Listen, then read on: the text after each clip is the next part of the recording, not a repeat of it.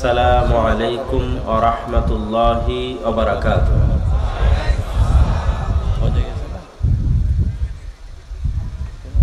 ইন্নাল হামদালিল্লাহ আলহামদুলিল্লাহি ওয়াহদাহু ওয়াসসালাতু ওয়াসসালামু আলা মান লা নাবিয়্যা বা'দাহু। যাবতীয় প্রশংসা, হামদ ও সানা মহাপরাক্রমশালী আল্লাহ সুবহানাহু ওয়া তাআলার জন্য। সকলেই বলি আলহামদুলিল্লাহ। দরুদ ও সালাম বর্ষিত হোক পৃথিবীর সর্বশেষ ও সর্বশ্রেষ্ঠ রাসূল আহমদ মুহাম্মদ মুস্তাফা সাল্লাল্লাহু আলাইহি ওয়াসাল্লামের প্রতি। আজকে চাঁপাইনবাবগঞ্জের সীমান্তবর্তী উক্ত অঞ্চলে আমার সংক্ষিপ্ত বক্তব্যের বিষয়বস্তু আল ঈমান বিল গায়ব। গায়ব শব্দের অর্থ হচ্ছে অদৃশ্য, যা দেখা যায় না। আর ঈমান হচ্ছে অন্তরের বিশ্বাস। দ্বীন বা ইসলামের দুটো মৌলিক বিষয়, একটা হচ্ছে ইসলামের 5টি স্তম্ভ, আর একটা হচ্ছে ঈমানের 6টি শাখা বা 6টি স্তম্ভ। ইসলামের 5টি স্তম্ভ বাহ্যিকভাবে দেখা যায়, আর ঈমানের 6টা স্তম্ভ একটাও বাহ্যিকভাবে দেখাবেন মানুষকে, এটা সম্ভব নয়। এই জন্য যে বিশ্বাসটা অন্তরে থাকে। ফলত পৃথিবীর প্রত্যেক মুমিনই মুসলিম, কিন্তু পৃথিবীর প্রত্যেক মুসলিম মুমিন নয়। কিন্তু কে যে মুমিন নয়, এটা বাছাই করার দায়িত্ব আবার দুনিয়ার মানুষকে দেওয়া হয়নি। যে আপনি আজ থেকে দায়িত্ব নিয়ে দেখতে লাগলেন যে ঠিক আছে, দেখি তো কে মুসলিম কিন্তু মুমিন নয়। এটার দায়িত্ব আল্লাহ নিজের কাছে রেখেছেন। কেননা ঈমানের বিষয় অন্তরের সাথে, আর অন্তরের খবর পৃথিবীতে কেউ জানে না। ফলত কে যে মুমিন আর কে যে মুমিন নয়, এটা কেউ ছাড়া কে জানে না, আল্লাহ সুবহানাহু ওয়া তাআলা ছাড়া কেউ জানে না। তাহলে ইসলাম বাহ্যিক, যে একটা মানুষ এসে বলল, ভাই আশহাদু আল্লা ইলাহা ইল্লাল্লাহ ওয়া আশহাদু আন্না মুহাম্মাদার রাসূলুল্লাহ, আমি সাক্ষ্য দিচ্ছি আল্লাহ ব্যতীত কোনো মাবুদ নেই, মুহাম্মদ সাল্লাল্লাহু আলাইহি ওয়াসাল্লাম আল্লাহর রাসূল। অন্তরে এটা আছে কিনা কেউ জানে না। একটা মানুষ বাহ্যিকভাবে মসজিদে এসে সালাত আদায় করতেছে, সে মুসলমান হিসেবে গণ্য হবে, তার রক্ত হারাম। জাকাতের সময় জাকাত দিচ্ছে, রোজার দিনে রোজা থাকছে অথবা থাকাটা দেখাচ্ছে, তাহলে এরা সবাই বাহ্যিকভাবে মুসলমান হিসেবে গণ্য হবে। কিন্তু এই মুসলমান ব্যক্তি মুমিন না হয়ে মুনাফিকও হতে পারে। স্বয়ং রাসূল সাল্লাল্লাহু আলাইহি ওয়াসাল্লামের যুগে মুনাফিক ছিল, আমাদের যুগেও মুনাফিক আছে। এবং আমি গত 1.5-2 বছর মুনাফিকির যে আলামত, সেটিকেই বক্তব্যের বিষয়বস্তু বানিয়েছিলাম। যে রাসূলুল্লাহ সাল্লাল্লাহু আলাইহি ওয়াসাল্লাম বলেছেন যে মুনাফিকের আলামত ইযা হাদাসা কাযাবা ওয়া ইযা ওয়া'আদা আখলাফা ওয়া ইযা তুমিনা খানা। কথা বললে মিথ্যা বলে, ওয়াদা করলে ভঙ্গ করে, দায়িত্ব দেওয়া হলে দায়িত্বের সাথে খেয়ানত করে। তো আমি বক্তব্য দিতে গিয়ে বলেছি যে 5 ওয়াক্ত সালাত আদায়কারী, নামাজি, হাজি, ওমরাকারী মুসলমানের অভাব নাই। কিন্তু সত্যবাদী, নিজ দায়িত্বের উপর ন্যায়পরায়ণ, নিজ দায়িত্বের আমানতের খেয়ানত করে না, এরকম মুসলমান খুঁজে পাওয়া কঠিন। কেননা গত 16 বছর যারা ছিল তারাও তাহাজ্জুদের সালাত আদায় করত। তাহলে আপনি তাহাজ্জুদের সালাত আদায় করার পরেও আপনি সত্যবাদী নন, মিথ্যুক। কেননা যে রাজনীতি আমাদের দেশে আছে, গণতান্ত্রিক রাজনীতি, এটা মিথ্যা ছাড়া চলা সম্ভব নয়। তো এটা করতে হলে মিথ্যা বলতেই হবে।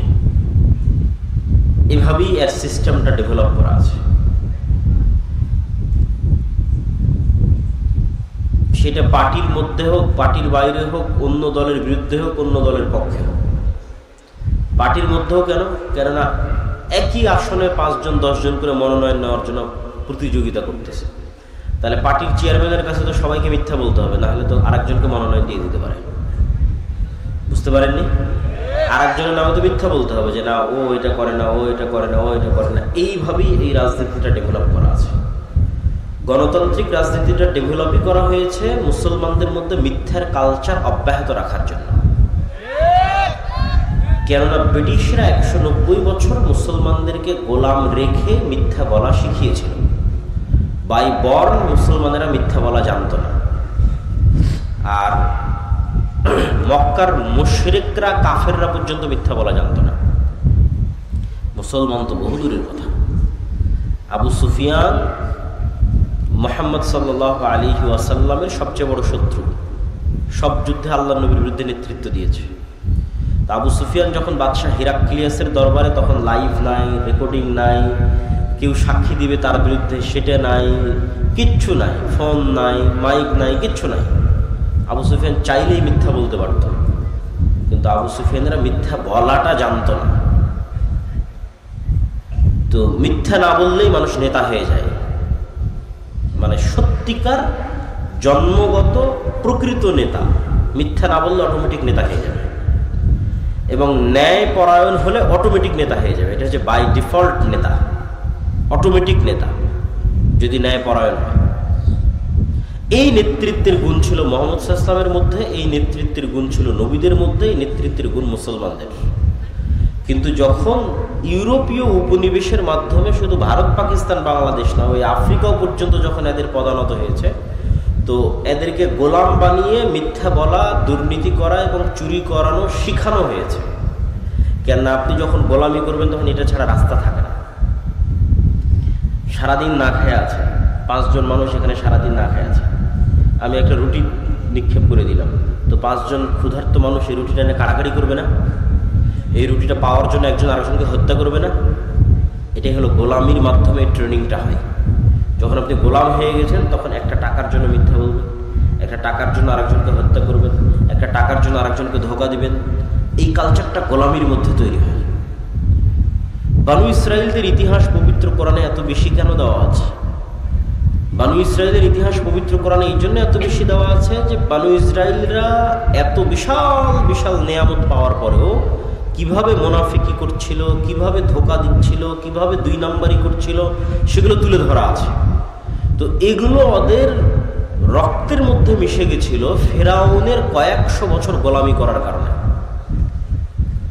আর এই কারণে মুসা আলাইহিস সালাতু ওয়াস সালামকে আল্লাহ ফেরাউনের বাড়িতে মানুষ করেছে। কেননা মুসা যদি আর 10টা বানু ইসরায়েলের সাথে মানুষ হতো, তাহলে আর 10টা বানু ইসরায়েলকে খাওয়ার জন্য মিথ্যা বলতে হয়, চাকরির জন্য মিথ্যা বলতে হয়, একটা রুটির জন্য দুর্নীতি করতে হয়। তাহলে মুসা আলাইহিস সালাম ওদের সাথে থাকতে থাকতে ওই গোলামির নেচারগুলো না রক্তের মধ্যে ঢুকে যেত। বিকজ তার জাতি হচ্ছে গোলাম, বানু ইসরায়েলরা গোলাম। তো মুসা আলাইহিস সালামের মধ্যে যেন গোলামির স্বভাব না ঢুকে, এই জন্য বাদশার বাড়িতে মানুষ করা হয়েছে, যেন জন্মগত সত্য বলা, জন্মগত ন্যায়পরায়ণ হওয়া যেন ভেতরে থেকে যায়, নষ্ট যেন না হয়। তো আফগানিস্তানে কেউ বাহির থেকে এসে টিকতে পারেনি কেন? বেশিরভাগ আফগানিদের জন্মগত সত্য বলা এবং জন্মগত ন্যায়পরায়ণ হওয়ার স্বভাবটাকে ধ্বংস করতে পারেনি। এই জন্য কেউ আফগানিস্তানে এসে সেভাবে বেশি দিন টিকতে পারেনি। আর যেই জাতিরই আপনি জন্মগত সত্য বলা এবং জন্মগত ন্যায়পরায়ণ হওয়ার স্বভাব ধ্বংস করে দিয়েছেন, আগের 16 বছরের যারা ছিল তারা যেমন বিক্রি হয়ে গেছে, এখন যারা আছে তারাও পাল্লা দিচ্ছে কে কার কাছে বিক্রি হয়ে যাবে, কে আমেরিকার কাছে বিক্রি হবে আর কে ভারতের কাছে বিক্রি হবে। কেন? স্বভাব রক্তের মধ্যে গোলামি, অতএব টাকার কাছে বিক্রি হতে হবে। এখানে আপনি কল্যাণকর যতক্ষণ এই 2টা মৌলিক নেতৃত্বের মূলনীতি ঠিক না হবে। আল্লামা ইকবাল বলেছেন, सबक फिर से पढ़ सदाकत का, शुजाअत का, আদালত का, लिया जाएगा तुझसे काम, दुनिया की इमामत का। মুসলমানদের মধ্যে নামাজ আদায়কারী মুসলমানের কমতি নাই, মুসলমানদের মধ্যে হাজি মুসলমানের কমতি নাই, দানশীল মুসলমানের কমতি নাই, কিন্তু মিথ্যা বলবে না, সত্য কথা বলবে এবং ন্যায় পরায়ণতার উপর অটল থাকবে, দুর্নীতি করবে না, নিজ দায়িত্বের আমানতের খেয়ালত করবে না। এইরকম মুসলমানেরই অভাব পড়ে গেছে। এইরকম মুসলমান যদি তৈরি হয়ে যায় তো সারা পৃথিবী আবার মুসলমানেরা নেতৃত্ব দেবে। এই বক্তব্য আমি দীর্ঘ গত 1.5-2 বছর দিয়ে এসেছি মুনাফিকের আলামতের উপর, যে বহু মানুষ মুসলমান কিন্তু মুনাফিক। সে হজ করতেছে, মনে করছে আমি হজ করছি, ওমরা করতেছি, দান করতেছি, কিন্তু মুনাফিক। কেননা ঈমান থাকলে কখনো মানুষ মিথ্যা বলতে পারে না।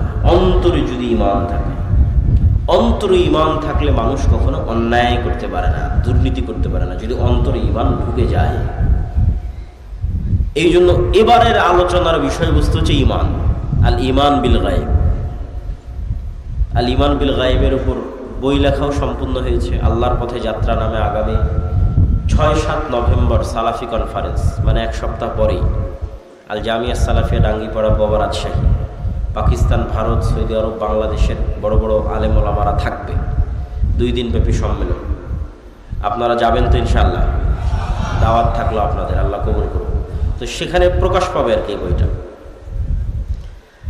তো সেখান থেকেই ধীরে ধীরে টুকটাক আলোচনা নিয়ে আসার চেষ্টা করতেছি। এখন আলোচনা সেভাবে সাজানো গোছানো হয়ে ওঠেনি, যে একদম একদিক থেকে সাজানো গোছানো বলতেই থাকবে এরকম হয়নি। তবে সারমর্ম কথা যতটুকু পারি ততটুকু বলি। ঈমান বিল গায়ব, ঈমান নাই মুসলমানদের ঈমান বিল গায়ব নাই। এটা আরো ভালো বুঝলাম কখন, সরকার পড়ে যাওয়ার পর যখন ইসলামী ঘরানার অসংখ্য দল, মতাদর্শ সবার সাথে উঠা বসা করার আল্লাহ সুযোগ দিল, এবং আলহামদুলিল্লাহ এখনো সে সুযোগটা আছে। সবার সাথে একটা ভালো সম্পর্ক, সুসম্পর্কের ভিত্তিতে যাতায়াত আছে, যাওয়া আসা হয়। তো এই যাতায়াতের ভিত্তিতে আমি আর একটা নতুন জিনিস শিখলাম, যেটা হয়তো আমারও ছিল না, আমার ধারণা। আমি এটা শিখলাম যে আমরা যারা মুসলমান হয়তো দ্বীনের দাওয়াত দিচ্ছি, হয়তো মসজিদ মাদ্রাসা গড়ে তুলতেছি, হয়তো ইসলামী দল পরিচালনা করতেছি, আমাদের এখনো পরিপূর্ণরূপে ঈমান বিল গায়ব অর্জিত হয়নি।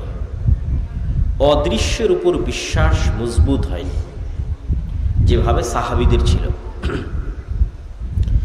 এই 6টা বিশ্বাসের কথা সবাই জানে। তো ওইটা মুখে বললে কোনো সমস্যা নেই, যে আশহাদু আল্লা ইলাহা ইল্লাল্লাহ ওয়া আশহাদু আন্না মুহাম্মাদার রাসূলুল্লাহ। কিন্তু এই 6টার কাজ মুখে বলার সাথে না, এই 6টার কাজ কিসের সাথে? অন্তরের সাথে। কিন্তু আমরা এই 6টাও মুখে বলে শেষ করে দিয়েছি, যে আল্লাহর উপর ঈমান আনলাম, ফেরেশতাদের উপর ঈমান আনলাম, নবী রাসূল কিতাবের উপর ঈমান আনলাম, তাকদীরের উপর ঈমান আনলাম, পরকালের উপর ঈমান আনলাম। মুখ পর্যন্তই শেষ। কেউ আর বাস্তবে কোনোদিন অন্তর দিয়ে সত্যিকারভাবে বিশ্বাস করলো না যে আল্লাহ কে, আল্লাহর শক্তি কি, আর ফেরেশতা কে, ফেরেশতা কোথায় থাকে, কি করে, ফেরেশতা আসলে আছে কিনা পৃথিবীতে, আর পরকাল পুনরুত্থান, মরার পরে কিভাবেই বা পরকাল পুনরুত্থান হবে।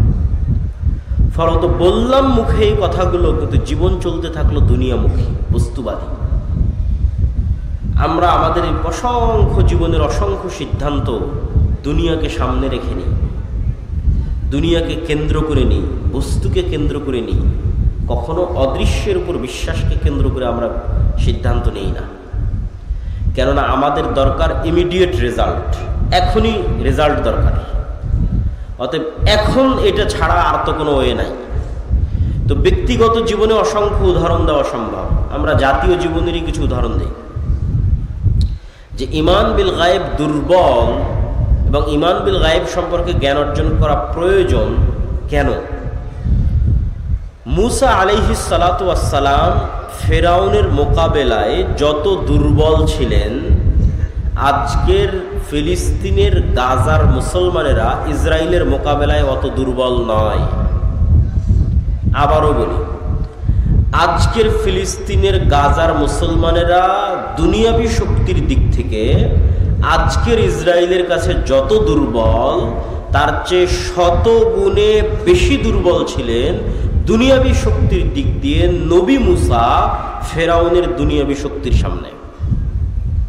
একটা পয়েন্ট গেল। পয়েন্ট নাম্বার 2,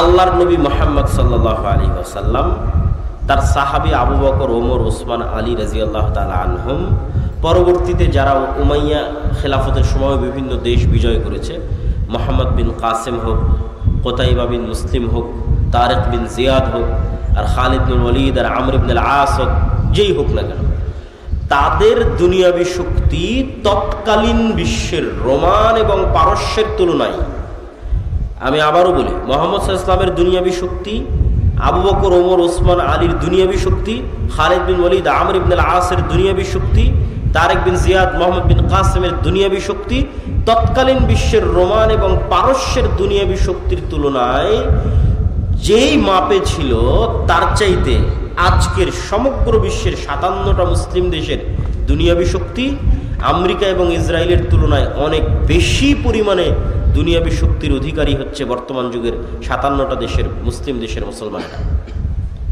ওই যুগের তুলনায় সাহাবীদের যুগে রোমান এবং পারস্যদের দুনিয়াবী শক্তির তুলনায় তাদের যে দুর্বলতা ছিল সেটার তুলনায় এই যুগের মুসলমানেরা বেশি শক্তিশালী। তাহলে এই যুগের মুসলমানরা মাজলুম কেন? বিজয় নাই কেন? বিজয় তাদের কাছে ধরা দিচ্ছে না কেন? ওই যুগের সাহাবীদের যেই লেভেলের ঈমান বিল গায়েব ছিল, মানে ফেরেশতাদের উপর তাদের যেই লেভেলের বিশ্বাস ছিল, আল্লাহর উপর তাদের যেই লেভেলের বিশ্বাস ছিল, পরকাল হবে, পরকাল কেমন, এটার উপর তাদের যেই লেভেলের বিশ্বাস ছিল, আজকের মুসলমানদের তার সিকি পরিমাণও নাই। ফলত দুনিয়াবী শক্তি যত বেশি থাক, কোনো কাজের কাজ হবে না, হচ্ছেও না। তো মুসা আলাইহিস সালাতু ওয়াস সালামের হাতের লাঠি আল্লাহ সুবহানাহু তাআলা পরিবর্তন করে দিলেন সাপে, এবং সাপে পরিবর্তন করে দেওয়ার মাধ্যমে মুসা আলাইহিস সালাতু ওয়াস সালামকে আল্লাহ সুবহানাহু তাআলা শিখালেন যে পৃথিবীতে তোমরা চোখে যা দেখো এর আড়ালেও অনেক কিছু আছে যেগুলোর উপর আল্লাহ ক্ষমতাবান এবং তিনি করতে পারেন। আর এটা এমনি হাতের লাঠি নয়, এটা মুসা আলাইহিস সালাম দীর্ঘদিন থেকে ব্যবহার করতেন সেই হাতের লাঠি। এই লাঠি দিয়ে পাতা পাড়তেন, এই লাঠি দিয়ে পুকুর পার হতেন, নদী পার হতেন। সেই লাঠিকে আল্লাহ সাপ বানিয়ে দিয়েছেন, এবং জাদুর সাপ নয়, চোখের ভেলকির সাপ নয়, একদম তরতাজা জ্যান্ত সাপ। ঠিক যেভাবে পুকুরে নদীতে আস্ত আল্লাহর সৃষ্টি যে সাপ আছে সেই সাপ। জাদুকরেরা সিজদায় পড়ে গেছিল এই কারণে, জাদুকরদের দড়িও সাপ হয়ে গেছিল, কিন্তু ওই সাপগুলো ছিল জাদুর সাপ, চোখের ভেলকির সাপ। আর মুসা আলাইহিস সালামের সাপ ছিল আস্ত সাপ, ওগুলো সবকে খেয়ে নিয়েছে। তো মুসা আলাইহিস সালাতু ওয়াস সালামকে আল্লাহ শিখিয়েছেন ঈমান বিল গায়েবের উপর মজবুত আস্থা এবং বিশ্বাস, আল্লাহর ক্ষমতার উপর আস্থা এবং বিশ্বাস। মুসা আলাইহিস সালাতু ওয়াস সালাম যদি আল্লাহর ঈমান বিল গায়েবের উপর মজবুত আস্থা এবং বিশ্বাস না রাখতেন, তাহলে মুসা আলাইহিস সালামকে দুনিয়াবী দিক থেকে ফেরাউনের বিরুদ্ধে বিজয়ী হতে হতো, দুনিয়ার দিক থেকে। আর দুনিয়ার দিক থেকে বিজয়ী হওয়ার জন্য মুসা আলাইহিস সালাতু ওয়াস সালামের কাছে কোনো রাস্তা থাকতো না কম্প্রোমাইজ ছাড়া। কেননা মুসা আলাইহিস সালাতু ওয়াস সালামের তো কোনো দুনিয়াবী শক্তি নাই, অতএব তাকে কম্প্রোমাইজ করতে হবে। তো আজকের মুসলমানেরাও মনে করে নিয়েছে যে আমাকে এখনই সফল হতে হবে, অতএব এখনই সফল হওয়ার জন্য, কেন ঈমান বিল গায়েব নাই, ফেরেশতার অস্তিত্বে, পরকালের অস্তিত্বে, আল্লাহর অস্তিত্বে এবং শক্তি ক্ষমতায় বিশ্বাস নেই। অতএব এখনই যদি আমি সফল হতে চাই, তাহলে দুনিয়াবী যে রাস্তাগুলো আছে এই রাস্তাগুলোই আমাকে অবলম্বন করতে হবে। আর দুনিয়াবী রাস্তায় যদি অবলম্বন করতে চাই, কেন ঈমান বিল গায়েব আমার দুর্বল, নিচে, তো দুনিয়াবী রাস্তায় যদি অবলম্বন করতে চাই, তাহলে মন্দির পাহারা দিতে না গেলে তো ভোট পাওয়া যাবে না। অতএব আমাকে এই রাস্তা অবলম্বন করতে হবে। যদি এর চাইতেও কোনো খারাপ রাস্তা অবলম্বন করা লাগে, তাহলে সেটাও করা যেতে পারে, মানে করা হতে পারে।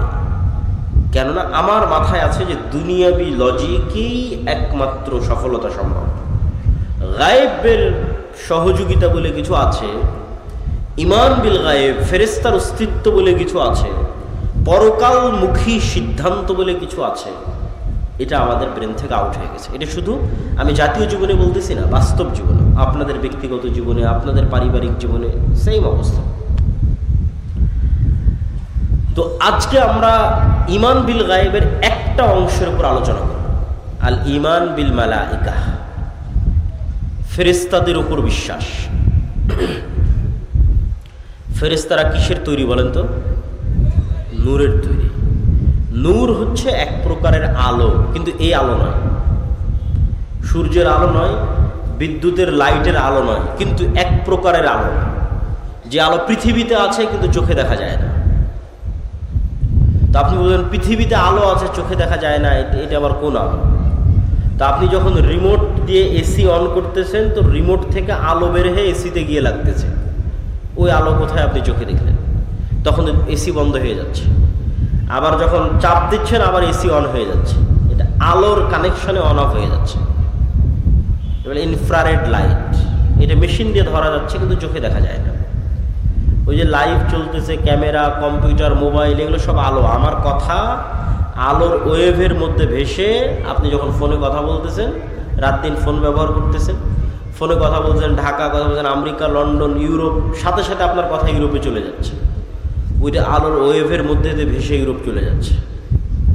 কিন্তু দুঃখজনক হলেও সত্য যে আপনি রাত দিন ইউরোপ আমেরিকায় কথা বলতেছেন, আপনার কথা ইউরোপ আমেরিকার সাথে সাথে চলেও যাচ্ছে। রাত দিন লাইভ দেখতেছেন, হ্যাঁ গাজায় এটা হচ্ছে, সাথে সাথে লাইভ দেখেন। আজকে মিরপুরে এটা চলে যাচ্ছে, সাথে সাথে লাইভ আপনি দেখতে পাচ্ছেন মেশিনের মাধ্যমে। কিন্তু ঠিকই আবার আপনার এটার ইমান নাই যে আপনার কথা এখন সাথে সাথে আমেরিকা লন্ডনে শোনা গেলেও, আমেরিকা লন্ডনের মানুষ বসে শুনতে পারলেও, আর আমেরিকা লন্ডনের কথা আমি এখন সাথে সাথে বসে শুনতে পারলেও আমার এখনকার কথা আল্লাহ শুনছে না, সেটার বিশ্বাস নাই। অথচ যেটা ব্যবহার করে কথা বলতেছে ওই ওয়েভ আল্লাহর তৈরি, যেটার মধ্যে দিয়ে কথা পাস হয়ে যাচ্ছে মোবাইলের মধ্যে, মোবাইল থেকে নেটওয়ার্কের মধ্যে, টাওয়ারের মধ্যে, সেখান থেকে আবার আমেরিকা চলে যাচ্ছে, এই যেটার মধ্যে দিয়ে পাস হচ্ছে এটা আল্লাহর তৈরি। তো এটার মধ্যে দিয়ে পাস হয়ে আমি মানুষের কথা শুনে নিচ্ছি, কিন্তু আল্লাহ আমার কথা শুনতেছে না। শুধু যেটা রেকর্ড হয়ে যাচ্ছে সেটা নিয়ে হয়তো আপনি চিন্তা করতেছেন। তা আমি লাইভ দেখতে পাচ্ছি, কিন্তু আল্লাহ সুবহানাহু ওয়া তাআলা আমাকে দেখতে পাচ্ছেন না, বা আমি হয়তো কোনো কিছু গোপনে করে ফেলে দিচ্ছি, এটা অসম্ভব। এই পৃথিবীকে এমনভাবে সেট করা আছে, এই পৃথিবীর কোনো কিছুই, অন্তত আজকের বিজ্ঞানের আলোকে, এগুলোই আল্লাহ ব্যবহার করবেন, এগুলোই আল্লাহ করছেন, এটা কখনই নয়।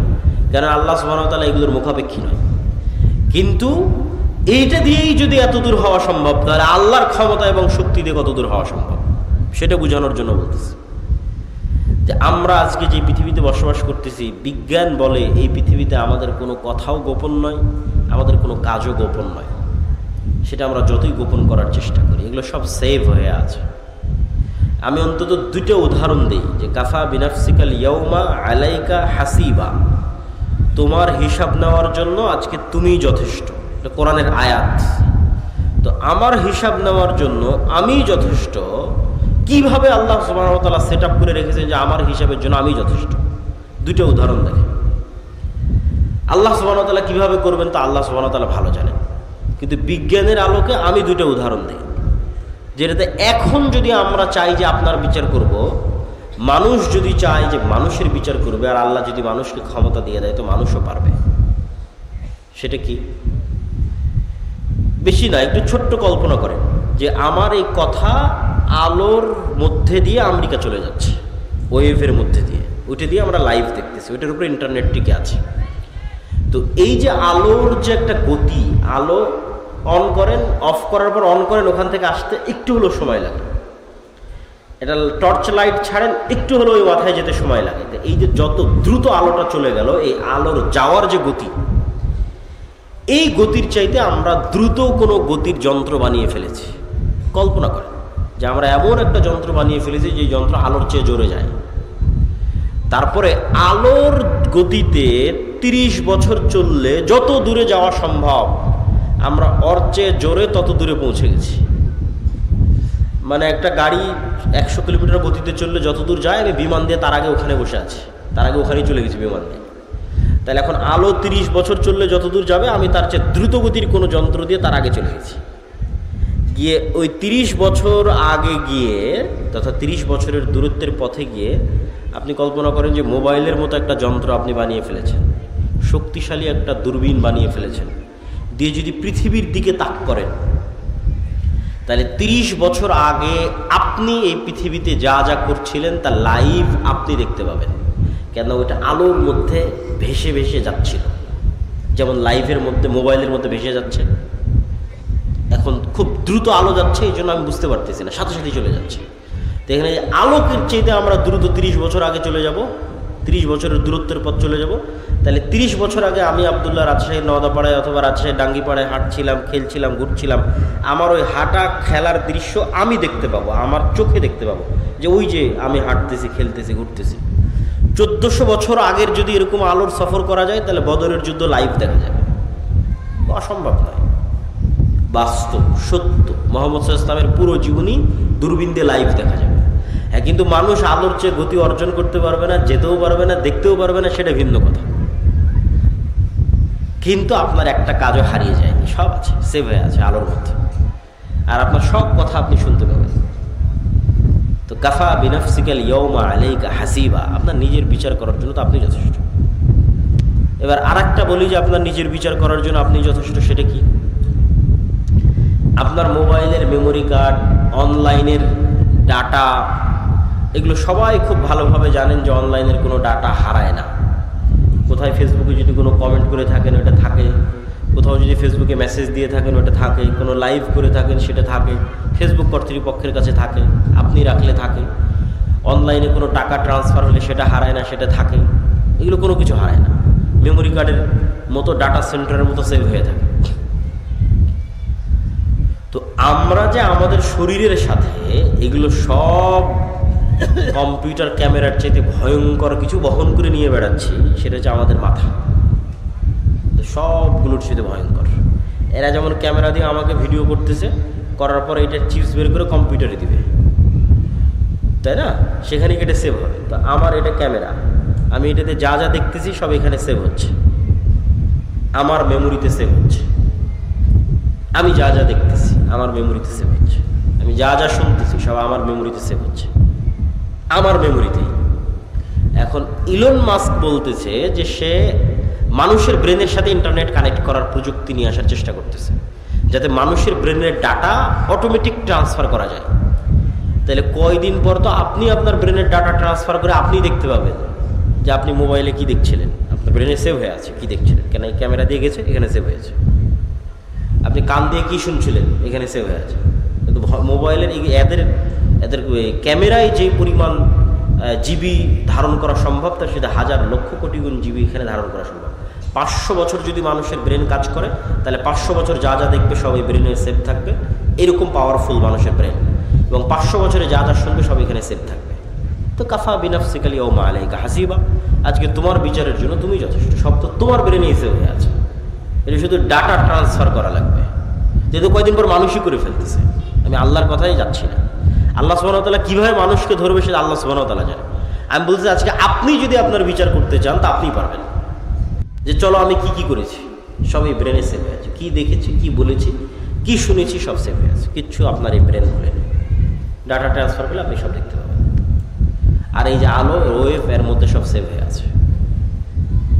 সম্মানিত উপস্থিতি, আমরা যে আলোচনা থেকে এখানে আসছিলাম যে ফেরেশতারা নূরের তৈরি, তো নূর তো দেখা যায় না। তো নূর এমন এক প্রকারের আলো যা দেখা যায় না, কিন্তু আলো এটা পৃথিবীতে আছে। তো এটা বোঝানোর জন্য অসংখ্য দলিল আছে। আমার ওই আল্লাহর পথে যাত্রা বই অসংখ্য দলিল আমি দিয়ে রেখেছি। আজকের এই সংক্ষিপ্ত আলোচনা একটু অল্প অল্প করে বলি, কেন বক্তব্য দীর্ঘায়িত করতে চাই না, সংক্ষিপ্ত করতে চাই। আবারও আমাদেরকে রাজশাহী নয় ঢাকা ফিরে যেতে হবে, এটা একটু কষ্টকর আর কি। আল্লাহুম্মা জাআল ফি কলবি নূরা, রাসূল সাল্লাল্লাহু আলাইহি ওয়াসাল্লাম বলছেন, হে আল্লাহ আমার অন্তরে নূর তৈরি করে দেন। সামিঈ নূরা, কানে নূর তৈরি করে দেন। বাসারি নূরা, চোখে নূর তৈরি করে দেন। সামনে নূর তৈরি করে দেন, পিছনে নূর তৈরি করে দেন, ডানে নূর তৈরি করে দেন, বামে নূর তৈরি করে দেন, উপরে নূর তৈরি করে দেন, পায়ের নিচে নূর তৈরি করে দেন। তাহলে নূর একটা অস্তিত্বশীল জিনিস, যা সামনে পিছে আগে পরে চোখে কানে অন্তরে তৈরি হতে পারে। লাইটের বাল্বের ভোল্টের মতো বাড়ে কমে। নূর লাইটের বাল্বের ভোল্টের মতো, যেমন যে ফ্যানের পাওয়ারটা বাড়িয়ে দিল, ঠিক যেমন আপনি চোখের পাওয়ার যখন কমে যাচ্ছে তখন চশমা লাগিয়ে নিচ্ছেন, কানের পাওয়ার যখন কমে যাচ্ছে তখন কানে মেশিন লাগিয়ে নিচ্ছেন। তো আপনার কানের পাওয়ারের কম বেশির অস্তিত্বটা যেমন সত্য, চোখের পাওয়ারের কম বেশির অস্তিত্ব যেমন সত্য, এই চোখে নূর তৈরি হয়, কানে নূর তৈরি হয়, অন্তরে নূর তৈরি হয়, এটা তেমন সত্য। রাসূলুল্লাহ সাল্লাল্লাহু আলাইহি ওয়াসাল্লাম বলছেন, আমাদের চোখে আমরা যে পৃথিবী দেখি, এই পৃথিবী আর যে গায়েব আমরা দেখতে পাই না আল্লাহর অস্তিত্ব, এই দুইটার মধ্যে পর্দা হচ্ছে নূর।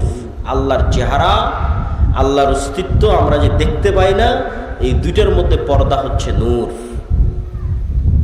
লাউ কাশাফাহু, যদি এই নূর সরিয়ে দেওয়া হতো, পৃথিবীতে যে নূর আছে, আসমান এবং জমিনে যে নূর আছে, নূর যদি সরিয়ে দেওয়া হতো, আল্লাহর চেহারার তাজাল্লিতে আসমান এবং জমিন ধ্বংস হয়ে যেত। আল্লাহু নূরুস সামাওয়াতি ওয়াল আরজ, আল্লাহ হচ্ছেন আসমান এবং জমিনের নূর। সম্মানিত উপস্থিতি, তাহলে নূরের তৈরি ফেরেশতা। নূর এমন এক প্রকারের আলো যা চোখে দেখা যায় না। 2 নম্বর, যা মেশিনেও ধরা যায় না।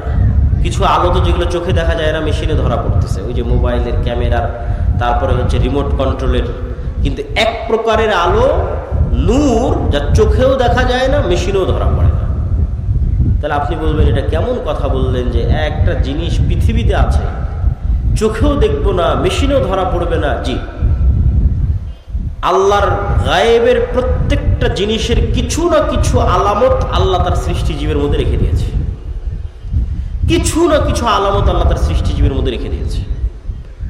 আল্লাহর এক ব্যতিক্রম সৃষ্টিজীব হচ্ছে কুকুর। কুকুর মানুষের চাইতে 10,000 গুণ বেশি ঘ্রাণ, নাক দিয়ে ঘ্রাণ নেওয়ার ক্ষমতা কুকুরের মানুষের চাইতে 10,000 গুণ। 100, 200, 500, 1000, 2000, 10,000 গুণ বেশি। তাহলে আমার কাছে আমি যদি এই পানির বোতলটা নিই এবং এই পানির বোতলটা নাকে টানি, তাহলে বলবো না এটার তো কোনো সেন্ট নাই। পানিরও আমি বলতে পারি যে না, পানির তো কোনো সেন্ট নাই, এটার কোনো সেন্ট নাই। তা এটার সেন্ট নাই বলাটা যেমন মিথ্যা, বিজ্ঞানও হয়তো এসে বলবে যে না এটার কোনো সেন্ট নাই। বিজ্ঞানও মিথ্যা, কেন বিজ্ঞান এখন পর্যন্ত কুকুরের নাকের মতো পাওয়ারফুল যন্ত্র তৈরি করতে পারেনি।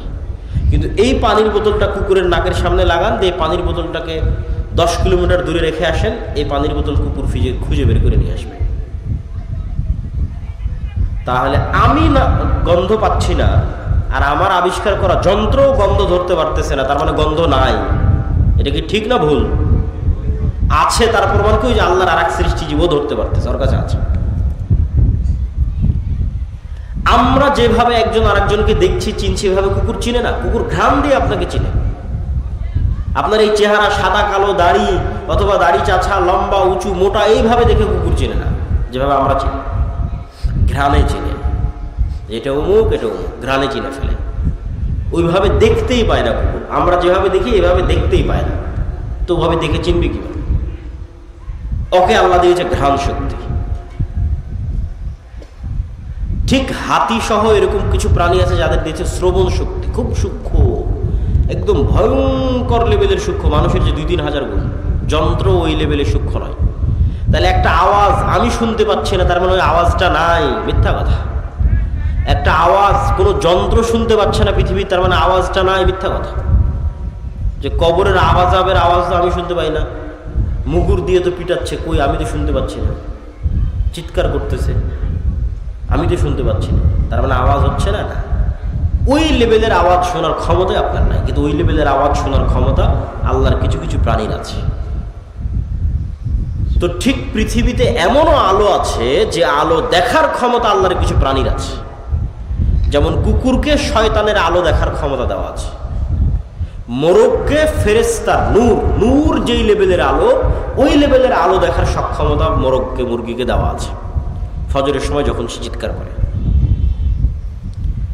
সম্মানিত উপস্থিতি, তাহলে পৃথিবীতে নূর অস্তিত্বশীল এবং ফেরেশতারা নূরের তৈরি, এবং ফেরেশতাদের অস্তিত্ব আমাদের সাথে সম্পৃক্ত কতটা বাস্তব আমি না বুঝাতে পারলে সেটা আমার ব্যর্থতা, কিন্তু আমি বুঝানোর তারপর চেষ্টা করব। ঈমান বিল গায়েবকে ইয়াকিনের স্তরে নিয়ে যাওয়ার। ঈমান বিল গায়েবের 6টা বিশ্বাস মুসলমানদের নাই, সেটাকে ইয়াকিনের স্তরে নিয়ে যাওয়া যায় কিনা, পারলে সফল, না পারলে ব্যর্থ, সেটা আমার ব্যর্থতা। সেটা হচ্ছে যে ফেরেশতা অস্তিত্বশীল, এটার অস্তিত্বটা কতটা বাস্তব। আপনি জন্মের পর, পৃথিবীতে জন্মের পরই সর্বপ্রথম আপনার মাকে দেখেছেন। তা আমি যদি বলি আপনার মা নাই, আপনি জীবনেও বিশ্বাস করবেন না। তারপরে আপনি বিবাহ শাদী করার পর আপনার ছেলে আপনার চোখের সামনে হয়েছে, তা আমি যদি বলি এটা আপনার ছেলে নয়, আপনি জীবনেও বিশ্বাস করবেন না। তাহলে আপনার ছেলের অস্তিত্ব আপনার কাছে যতটা সত্য, আপনার মায়ের অস্তিত্ব আপনার কাছে যতটা সত্য, এর চেয়ে অনেক বেশি গুণে সত্য আপনার সাথে ফেরেশতার অস্তিত্ব। কেন আপনার সাথে ফেরেশতার অস্তিত্বের চেয়ে বেশি গুণে সত্য? কেননা আপনার আদি পিতা আদম আলাইহিস সালাতু ওয়াস সালাম পৃথিবীতে সৃষ্টি হওয়ার পর প্রথমে তার মাকে দেখেনি। পৃথিবীতে সৃষ্টি হওয়ার পর বন্ধু হিসেবে প্রথমে তার ভাইকে, বোনকে, মাকে, বাপকে, চাচাকে, মামাকে, খালাকে, স্ত্রীকে, এগুলোকে পায়নি। সৃষ্টি হওয়ার পর চোখ খুলে সর্বপ্রথম যদি দেখে থাকে তাহলে পৃথিবীর ভিন্ন জগতের দুই প্রাণীকে দেখেছে, একটার নাম ফেরেশতা আর একটার নাম জিন। তাহলে মানুষের সাথে মানুষের সম্পর্ক বেশি মজবুত হলো না মানুষের সাথে ফেরেশতার জিনের সম্পর্ক বেশি মজবুত হলো? বলেন এবার আমাকে। ফেরেশতার জিনের সম্পর্ক বেশি মজবুত। জন্মের পর তো তৈরি হওয়ার পর আমি আর একটা মানুষকে দেখিনি নি, প্রথম দেখেছি ফেরেশতাকে, প্রথম দেখেছি জিনকে। তাহলে আমার সাথে পৃথিবীর আর যে কারো অস্তিত্বের চাইতে, আর যে কোনো বন্ধুর চাইতে, আর যে কোনো ব্যক্তির চাইতে বেশি অস্তিত্বশীল, বেশি বাস্তব ফেরেশতার অস্তিত্ব। ওর দেখেই তো আমার যাত্রা শুরু। ওয়াইদ ক্বালা রাব্বুকা লিল মালাইকাতি ইন্নী জাইলুন ফিল আরদি খলিফা ক্বালু আতাজআলু ফিহা মান ইউফসিদু ফিহা ওয়া ইয়াসফিকুদ দিমা। যখন আল্লাহ ফেরেশতাদের ডেকে বললেন, এই ফেরেশতারা, আমি পৃথিবীতে আমার প্রতিনিধি সৃষ্টি করতে চাই, খলিফা সৃষ্টি করতে চাই। বললেন, আল্লাহ আপনার তাসবিহ তাহলিল করার জন্য তো আমরা আছি, করার সৃষ্টি করার কি দরকার? তোমরা তা জানো না যা আমি জানি। তারপরে আল্লাহ আদমকে সৃষ্টি করলেন, করার পর ফেরেশতাদের বললেন তোমরা সিজদা করো। তো প্রথম পরিচয়ই হলো ফেরেশতাদের সাথে। আর এখন কেউ বিশ্বাস করে না ফেরেশতা আছে, এমনি মুখে বলছে ফেরেশতা আছে, ফেরেশতার উপর ঈমান আনলাম বলার সময় বলেছে, অন্তরে নাই। এবার দুই একটা উদাহরণে যাব আমরা, যে আল্লাহর নবীর যুগে সাহাবীরা ফেরেশতাদের উপর কেমন বিশ্বাস রাখত। আমরা আজকে ঈমান বিল গায়েবের শুধু একটা পয়েন্টের আলোচনা করতেছি, ফেরেশতা। আল্লাহর নবীর যুগে সাহাবীরা ফেরেশতাদের উপর কেমন বিশ্বাস রাখত তার উদাহরণ। তবে তার আগে 2 মিনিট একটু গুরুত্বপূর্ণ জরুরি কথা, সেটা হচ্ছে আমরা যে মসজিদের আয়োজনে এখানে উপস্থিত হয়েছি, এই মসজিদটি একটি নির্মাণাধীন মসজিদ, এবং আমাকে যেভাবে বলা হয়েছে যে ছাদ অথবা কোনো একটা জায়গায় গিয়ে কাজ আটকে আছে।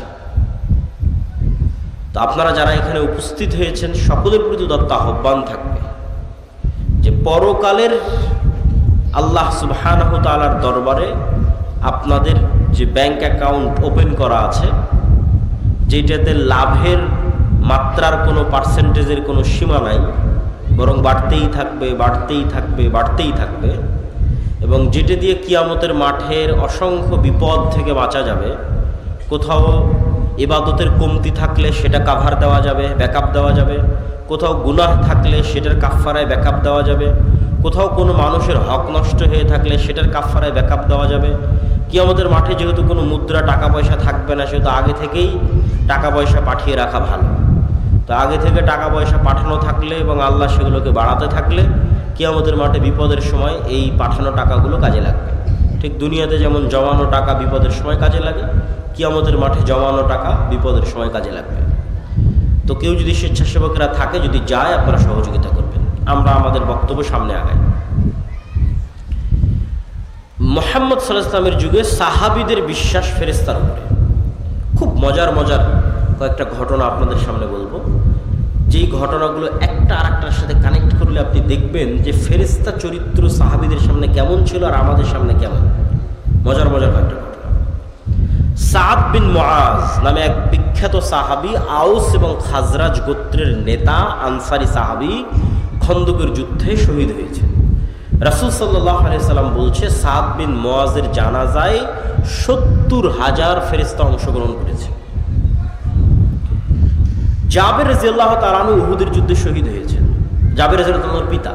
তো জাবের রাদিয়াল্লাহু তাআলা আনহু যখন তার পিতার মৃত্যুতে কাঁদছেন, তখন রাসূল সাল্লাল্লাহু আলাইহি সাল্লাম বলছেন, জাবের তুমি কাঁদছো, তোমার পিতার লাশ এই মুহূর্তে ফেরেশতারা ঘিরে রেখেছে, ছায়া দিয়ে রেখেছে, তুমি কাঁদিও না। হানজালা রাদিয়াল্লাহু তাআলা আনহু শহীদ হয়েছেন। তো হানজালা রাদিয়াল্লাহু তাআলা আনহু বাসর ঘর থেকে বের হয়ে গিয়ে যুদ্ধে অংশগ্রহণ করেছিলেন। তো সাহাবীরা তাকে ফরজ গোসল দেওয়ার জন্য গোসল দিবেন। রাসূল সাল্লাল্লাহু আলাইহি সাল্লাম বলছে হানজালাকে গোসল দেওয়ার দরকার নেই, এই জন্য যে অলরেডি ফেরেশতারা তাকে গোসল দিয়ে ফেলেছে, ইতিমধ্যেই ফেরেশতারা তাকে গোসল দিয়ে ফেলেছে। এগুলো সব রাসূল সাল্লাল্লাহু আলাইহি ওয়াসাল্লামের জীবদ্দশায় সাহাবীদের উপস্থিতিতে পরস্পরের কথায় কিভাবে ফেরেশতাদের কথাটা আসতেছে সেটার কিছু উদাহরণ। আব্দুর রহমান বিন আওফ রাদিয়াল্লাহু তাআলা আনহু বলছে যে আমি যুদ্ধ করছি, তো আমার দুই পাশে দুইজন সাদা পোশাকধারী ব্যক্তি খুব ভয়ঙ্করভাবে যুদ্ধ করতেছে। আমি এদের কোনোদিন মদিনাতে আগেও কোনোদিন দেখিনি, পরেও কোনোদিন দেখিনি। তো রাসূল সাল্লাল্লাহু আলাইহি ওয়াসাল্লামকে এই ঘটনা জানালে রাসূল সাল্লাল্লাহু আলাইহি ওয়াসাল্লাম বললেন এরা ছিল জিবরাইল এবং মিকাইল, যুদ্ধ করার জন্য এসেছে। এক সাহাবী এক মুশরিককে আঘাত করার জন্য যুদ্ধের মাঠে তাকে তাড়া করতেছেন। আমি সংক্ষেপে বলে যাচ্ছি, শুধু বাংলা সংক্ষেপে বলতেছেন। তাড়া করতেছেন, তো অদৃশ্য থেকে আওয়াজ আসলো আকদিম ইয়া হাইজুম। আওয়াজ আসার পর এবার সাহাবী যখন তাকে হামলা করতে যাবে তো দেখে ওই ব্যক্তি আগেই উল্টে পড়ে আছে এবং তার ক্ষত স্থান থেকে রক্ত বের হচ্ছে, আহত স্থান থেকে। সাহাবী এই ঘটনা রাসূল সাল্লাল্লাহু আলাইহি সাল্লামকে বললে আল্লাহর নবী বললেন এটা তৃতীয় আসমান থেকে আসা ফেরেশতার আক্রমণ ছিল। এই ফেরেশতা তৃতীয় আসমান থেকে এসেছিল, তৃতীয় আসমান থেকে আসা ফেরেশতার আক্রমণ। খন্দকের যুদ্ধ থেকে রাসূল সাল্লাল্লাহু আলাইহি সাল্লাম যখন খন্দকের যুদ্ধে বিশাল ঝড় হয়ে মক্কার কাফের মুশরিকরা সব পালিয়ে গেছে, 10,000 সেনাবাহিনী 1 মাস যাবৎ মদিনা ঘেরাও করে রেখেছিল। তা আল্লাহর নবী মনে করে যে যুদ্ধ শেষ, তারা তো চলে গেছে। উনি বাড়িতে এসে অস্ত্র রেখে 1 মাসে প্রচুর টেনশন গেছে, তার উপরে প্রচুর পরিশ্রম গেছে, খাদ্যের সংকট, যোগাযোগ বিচ্ছিন্ন, কষ্ট, পেটে পাথর বেঁধে রাখার যে ঘটনাগুলো সেগুলো এখনকার। তো রাসূল সাল্লাল্লাহু আলাইহি ওয়াসাল্লাম অস্ত্র রেখে গোসল করতে গেছে। অস্ত্র বলতে তরবারি, তীর, ধনুক। তো আয়েশা রাদিয়াল্লাহু তাআলা আনহা বলছেন জিবরাইল এসে রাসূল সাল্লাল্লাহু আলাইহি ওয়াসাল্লামকে বলছে যে আপনি অস্ত্র রেখে দিয়েছেন, আমরা তো রাখিনি, তো তোমরা কেন রাখনি? তো বানু কুরাইজা, বানু কায়নুকা, বানু নযীর এই 3টে ইহুদি গোত্র যুদ্ধ চলা অবস্থায় আল্লাহর নবীর সাথে গাদ্দারি করেছে, অথচ এরা লিখিত চুক্তি করেছিল যে এরা গাদ্দারি করবে না, পক্ষে থাকবে। তো জিবরাইল বলছে এই সমস্ত গাদ্দারদের বিচার না করা পর্যন্ত যুদ্ধ শেষ হয়নি, আপনি এখনই বের হন, যুদ্ধ এখনো শেষ হয়নি। মক্কার কাফের মুশরিকরা চলে গেছে, কিন্তু এই গাদ্দারদেরও বিচার করতে হবে। ঠিক আছে, মুহাম্মদ সাল্লাল্লাহু আলাইহি ওয়াসাল্লাম বের হলেন সাহাবীদের সহ। এবার আনাস রাদিয়াল্লাহু তাআলা আনহু থেকে বর্ণিত, তিনি বলেন যে আমরা যখন বানু কুরাইজা, বানু কায়নুকা, বানু নযীর গোত্রের দিকে আমাদের অভিযান পরিচালনা করার জন্য রওনা দিচ্ছি, তখন আমাদের আগে আগে আমরা উড়ন্ত ধুলা দেখতে পাচ্ছি, যে উড়ন্ত ধুলা জিবরাইলের অশ্বারোহী বাহিনীর উড়ন্ত ধুলা। আল্লাহু আকবার। সহিহ হাদিস যে আনাস রাদিয়াল্লাহু তাআলা আনহু বলছেন আমরা আমাদের আগে উড়ন্ত ধুলা দেখছি, যে উড়ন্ত ধুলা জিবরাইলের অশ্বারোহী বাহিনীর উড়ন্ত ধুলা। একদিন রাসূলুল্লাহ সাল্লাল্লাহু আলাইহি ওয়াসাল্লাম বসে আছেন, একজন অপরিচিত ব্যক্তি হঠাৎ করে, আমি কিন্তু স্বেচ্ছাসেবক ভাইদের আহ্বান জানাবো যে আপনাদের যদি দানের কোনো পরিকল্পনা থাকে সেটা কিন্তু এখনই করে ফেলতে হবে, আমার বলার কথা কিন্তু হয়ে গেছে। তো একদিন রাসূলুল্লাহ সাল্লাল্লাহু আলাইহি ওয়াসাল্লাম বসে আছেন, একজন অপরিচিত ব্যক্তি মসজিদের মধ্যে প্রবেশ করেছে।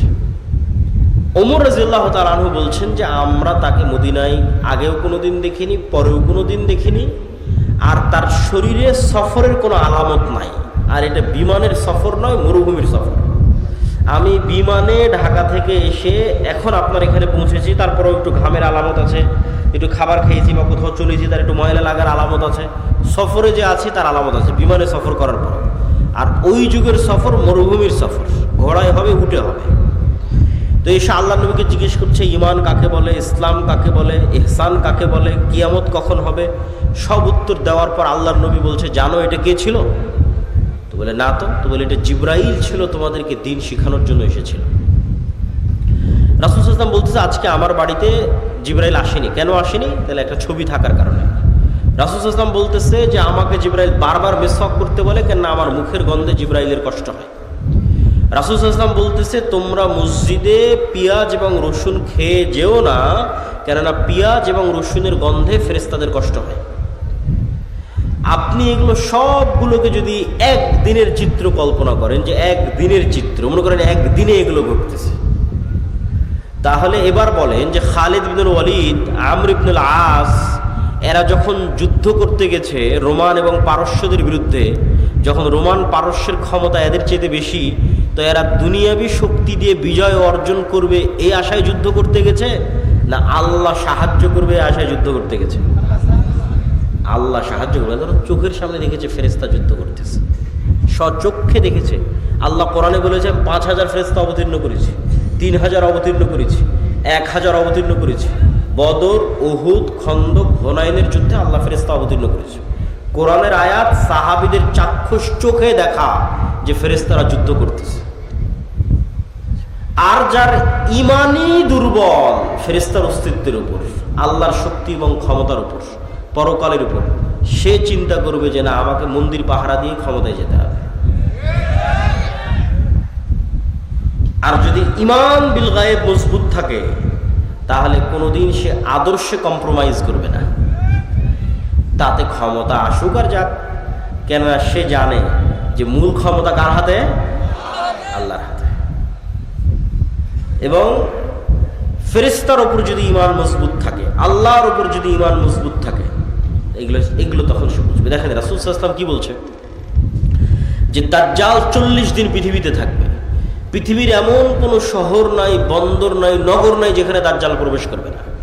কিন্তু মক্কা এবং মদিনায় দাজ্জাল প্রবেশ করতে পারবে না। তো মক্কা এবং মদিনায় দাজ্জাল প্রবেশ করার চেষ্টা করবে না? করবে না? করবে না? করবে। রাসূল সাল্লাল্লাহু আলাইহি ওয়াসাল্লাম বলছে, প্রত্যেক যতবার দাজ্জাল মক্কা মদিনায় প্রবেশ করার চেষ্টা করবে, ততবার মক্কা মদিনার রাস্তায় উন্মুক্ত তরবারি হাতে ফেরেশতারা তাকে প্রতিরোধ করবে। আল্লাহু আকবার। আল্লাহর নবী বলেনি যে মানুষ প্রতিরোধ করবে, ফেরেশতা প্রতিরোধ করবে উন্মুক্ত তরবারি হাতে।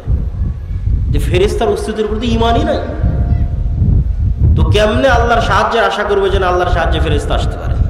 ঈমানই তো নাই, কেমনে আশা করবে? তখন চিন্তা করবে যে না, আমাকে কম্প্রোমাইজ করতে হবে, আমি তো এটা না করলে ভোট পাবো না, ওইটা না করলে তো মানুষ সায় দিবে না, অতএব এটাই ছাড়, ওইটাই ছাড়, ওইটাই ছাড়। দিন শেষে ইসলামীবাদ, ইসলামী আর নাই। তো ঈমান বিল গায়েব, এর উপর ঈমান মজবুত হতে হবে। ঈমান বিল গায়েবের একটা বড় অংশ হচ্ছে পরকাল। পরকাল মানে মৃত্যুর পর পুনরুজ্জীবন। তো মৃত্যুর পর পুনরুজ্জীবনের আলোচনায় যাওয়ার আগে ফেরেশতার আলোচনায় আর দুটো কথা। ফেরেশতার অস্তিত্ব যে আছে আপনি কেমনে বুঝবেন? ঠিক আছে ভাই, মানলাম, বিশ্বাস করলাম আপনার কথা আব্দুল্লাহ ভাই, যে নূর চোখে দেখি না, তাও নূর আছে পৃথিবীতে, আমার সাথে ফেরেশতা আছে, আমাদের এখানে সবার সাথে ফেরেশতা আছে, বিশ্বাস করলাম। কিন্তু তাও বাস্তব, ইন প্র্যাকটিক্যাল লাইফ, লিয়াতমাইন্না কলবি, অন্তরের প্রশান্তির জন্য বিশ্বাস, বাস্তবে পরীক্ষা করে দেখতে চাই ফেরেশতা আছে কিনা। তো বাস্তবে ফেরেশতার অস্তিত্ব বোঝার একটা পরীক্ষা দিয়ে যায়, যাতে আপনি বুঝতে পারেন যে হ্যাঁ ফেরেশতা আছে। তো আমাদের যখন এসএসসি এবং এইচএসসি পরীক্ষা থাকতো, সকাল 8টা-10টার মধ্যে পরীক্ষার হলে ঢুকতে হবে, ওইটার যে একটা টেনশন বা একটা তাড়া কাজ করতো, ঠিক যদি কারো ফ্লাইট থাকে, প্লেন থাকে, বিমান থাকে, ট্রেন থাকে, তাহলে ওইটা ধরার জন্য যে ব্রেনে তাড়া কাজ করে, নিয়তের মজবুতি কাজ করে, আপনি একদিন ওই রকম নিয়ত করবেন যে আজকে ফজরে উঠবো। বেশি দিন করতে বলিনি, একদিন, আজকে রাতে করতে পারেন। কীরকম নিয়ত? ঠিক বিমানে ফ্লাইটের টিকিট থাকলে যেরকম নিয়ত করেন, পরীক্ষা থাকলে যেরকম নিয়ত করেন, ট্রেনের টিকিট থাকলে যেরকম নিয়ত করেন, ওই রকম নিয়ত যেন আজকে ফজরের 5টার সময় আজান দিবে, ফজরের সালাতে 5টার সময় উঠতেই হবে, নিয়ত শক্ত করবেন। এমনি ওই মনে করলাম যে ফজর উঠবো, চলো ফোনে অ্যালার্ম দিই, ওটার কথা বলিনি। ফোনে তো অ্যালার্ম দেওয়া লাগবে না, কেননা পৃথিবীতে কারা আছে? কারা আছে? ফেরেশতা আছে, তো ফোনে কেন অ্যালার্ম দেবেন? মানুষকে কেন বলবেন যে আব্দুর রহমান জিহাদি সাহেব আমাকে ফজরে ডেকে দিয়ে, কেন ফজরে তুলে দেওয়ার জন্য কে আছে? ফেরেশতা আছে। ফেরেশতা তো পৃথিবীতে আছে, মানুষকে কেন বলতে যাবেন যে আমাকে ফজরের বেলা উঠিয়ে দেবেন? ফেরেশতা উঠিয়ে দেবেন। এটা আপনি বাস্তবে প্র্যাকটিক্যাল পরীক্ষা করবেন যে ফেরেশতা আপনাকে উঠিয়ে দিচ্ছে কিনা, আপনি উঠতে পারছেন কিনা। কোনো মানুষকে বলার দরকার নেই যে আমাকে ফজরে উঠাতে হবে, কোনো মোবাইলে অ্যালার্মের দরকার নাই যে আমাকে ফজরে উঠাতে হবে। তারপরে আপনি শক্ত নিয়তে ঘুমিয়ে যান এবং ঠিক রাসূল সাল্লাল্লাহু আলাইহি ওয়াসাল্লামের সুন্নাত অনুযায়ী ঘুমিয়ে যান। তো রাসূল সাল্লাল্লাহু আলাইহি ওয়াসাল্লাম কি বলছে? যে আপনার মাথার কাছে একজন ফেরেশতা পাহারাদার অবস্থায় থাকবে ফজর পর্যন্ত। তাহলে এখন আপনাকে ফজরে উঠিয়ে দেওয়ার দায়িত্ব ফেরেশতার। আল্লাহ সুবহানাহু ওয়া তাআলা এভাবেই পৃথিবী সেট করে রেখেছে। তো কেমনে আপনাকে ঘুম থেকে উঠিয়ে দেবে সে জানে। এখন মশার কামড়ে উঠিয়ে দিবে, না ঝাপটা আওয়াজে উঠিয়ে দিবে, না আপনার বাচ্চা কাদার মাধ্যমে উঠিয়ে দিবে, না কিসের মাধ্যমে উঠাবে, সেটা ফেরেশতার দায়িত্ব। না কোনোদিন ফজরের আজান আপনার কানে ঢুকে না, আজকে ঠিকই ফজরের আজান কানে ঢুকে গেছে। কেন ফজরের আজান কানে ঢুকতে বাধা হয়ে থাকতো কে? শয়তান। কে বাধা হয়ে থাকতো? শয়তান। আজকে ফেরেশতা ঢুকতে দিয়েছে, শয়তানের বাধা সরে গেছে, ফেরেশতা ঢুকতে দিত। ফজরের আজানই ডাইরেক্ট কানে ঢুকে গেছে, আপনি এমনি উঠে গেছেন। কোনো না কোনো ওয়ে ব্যবহার করে আপনি ঈমান বিল গায়েবের বিশ্বাসের মজবুতির মাত্রা যত উঁচু লেভেলে যাবে, গায়েবের অস্তিত্বের প্রমাণ তত বাস্তবে ফিল করবেন। ঈমান বিল গায়েবের উপর বিশ্বাসের মাত্রা যত উঁচু লেভেলে যাবে, মাত্রা যদি সাহাবীদের লেভেলে যায় তাহলে ফেরেশতা আবারও যুদ্ধ করার জন্য নামবে। এটাই ঠিক। মানে বিশ্বাসের মাত্রা যদি সাহাবীদের লেভেলে যায় তাহলে বাস্তবে স্বচক্ষে আবারও ফেরেশতাদের যুদ্ধ করতে দেখা যাবে। কিন্তু ওই লেভেলে মাত্রা নাই, যাচ্ছে না, নেওয়া যাচ্ছে না। কেননা আমরা সবাই হয়ে আছি শয়তানের বন্ধু, শয়তানের দোসর। কেমনি আপনার কাছে ফেরেশতা আসবে আপনি বলেন? যেখানে রাসূল সাল্লাল্লাহু আলাইহি ওয়াসাল্লাম বলছে যে পেঁয়াজ এবং রসুনের গন্ধে ফেরেশতারা কষ্ট পায়, আর আল্লাহ নবী তো পেঁয়াজ রসুন খেতই না, ফেরেশতা কষ্ট পাবে। তো এমনি এতবার মেসওয়াক করতে যাতে জিবরাইল কষ্ট না পায়, আর আপনি সারাদিন বিড়ি আর সিগারেট নিয়ে বসে আছেন, তাহলে আপনার কাছে ফেরেশতা যাবে? আপনার কাছে ফেরেশতা যাবে না। আপনার সাথে কে আছে সবসময় বলেন তো? শয়তান আছে। আপনি সিরিয়াস বিশ্বাস করেন আপনার আশেপাশের যত বন্ধু অস্তিত্বশীল আছে এদের অস্তিত্ব যত সত্য, আল্লাহর কসম, ওয়াল্লাহি আল্লাহর কসম, ওয়াল্লাহি আল্লাহর কসম, আপনার সাথে ফেরেশতার অস্তিত্ব তত সত্য, আপনার সাথে শয়তানের অস্তিত্ব তত সত্য। তা আপনি তো শয়তান যেটা যেটা পছন্দ করেন ওটা আপনার সাথে ধরে রেখেছেন, তাহলে তো সবসময় আপনার সাথে শয়তান আছে।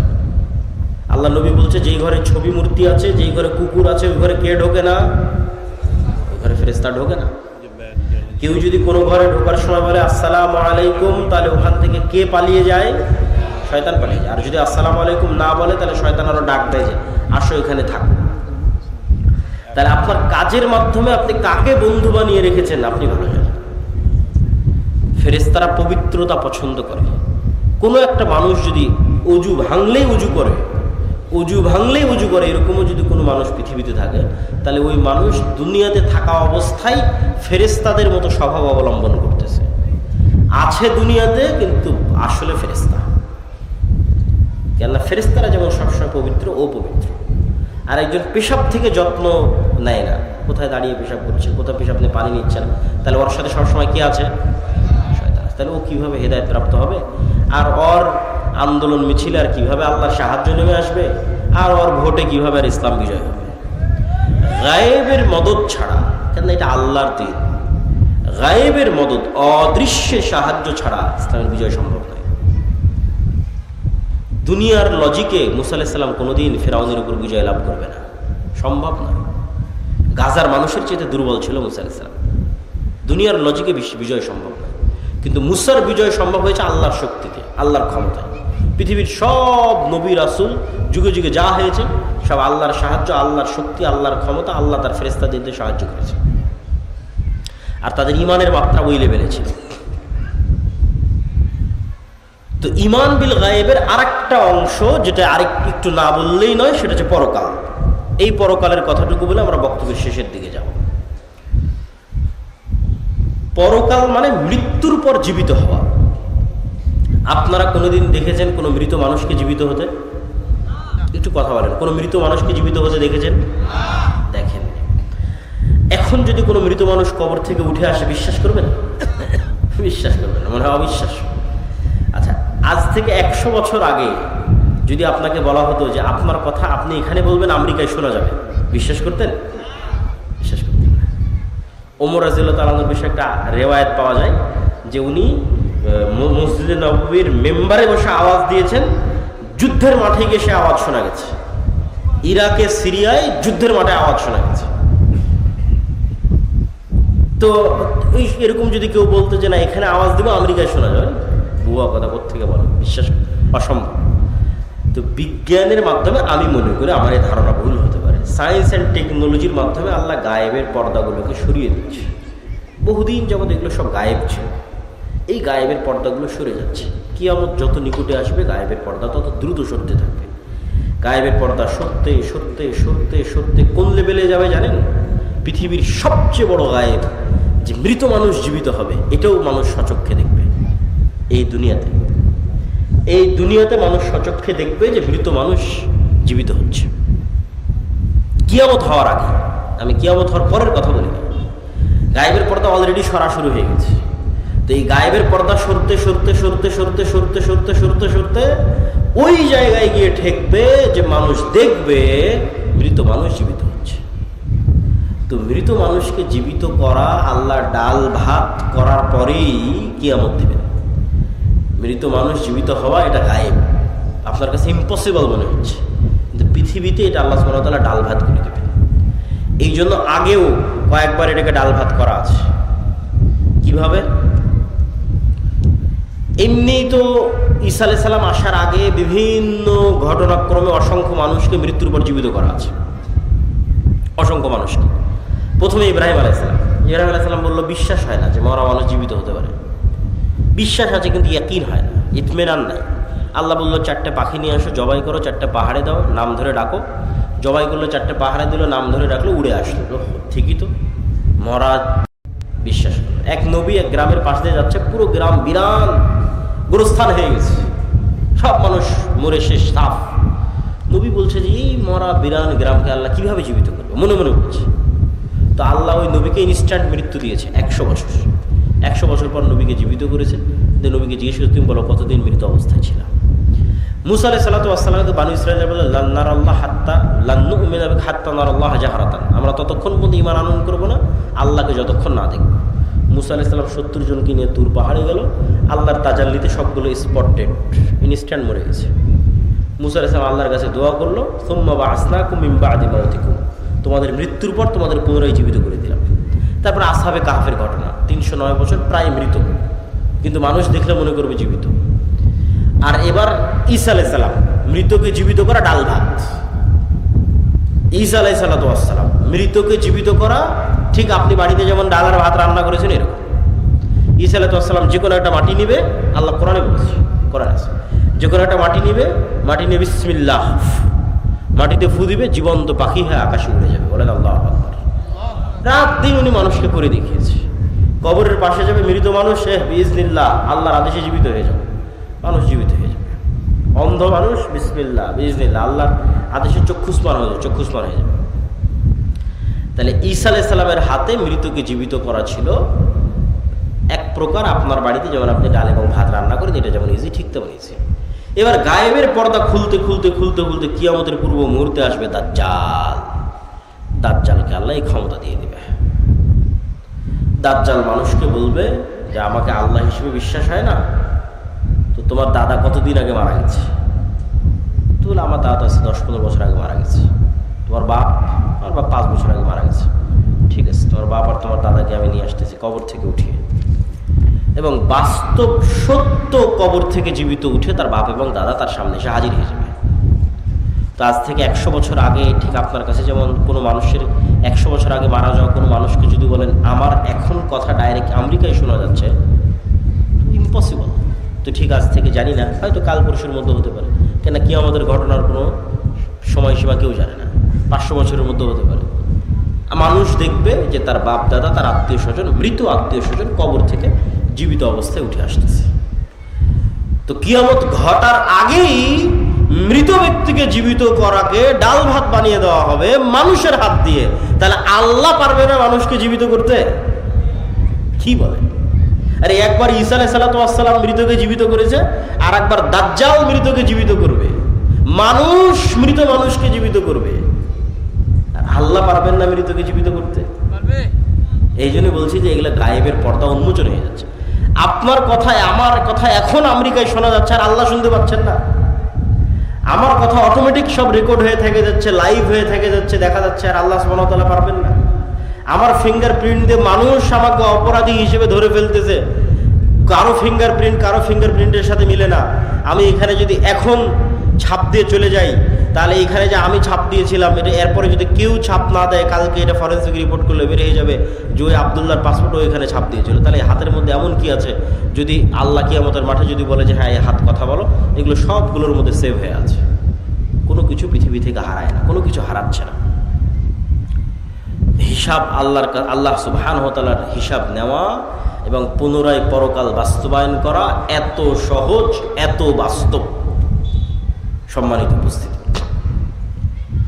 তাহলে ঈমান বিল গায়ব যখনই আপনি বিশ্বাস করে নেবেন যে হ্যাঁ পরকাল ঘটবে, না ঘটে গেছে, মরব না মরে গেছে, তাহলে এবার জীবনের সিদ্ধান্ত নেওয়া সহজ হবে। যে কোনো ইসলামী দল যখন মনে করে নেবে যে না আমরা সবাই শহীদ হয়ে গেছি, আমরা সবাই মারা গেছি, কেন এই জীবনের তো কোনো মূল্য নাই ইসলামের দৃষ্টিতে। আল্লাহ, মৃত্যু মানে আল্লাহর সাথে সাক্ষাৎ। তো যখনই আপনি পরকালকে অতীত ধরে নেবেন, তখন আপনার সব সিদ্ধান্ত দেখবেন সঠিক সিদ্ধান্ত নিচ্ছেন, বিজয় দ্রুত আসতেছে।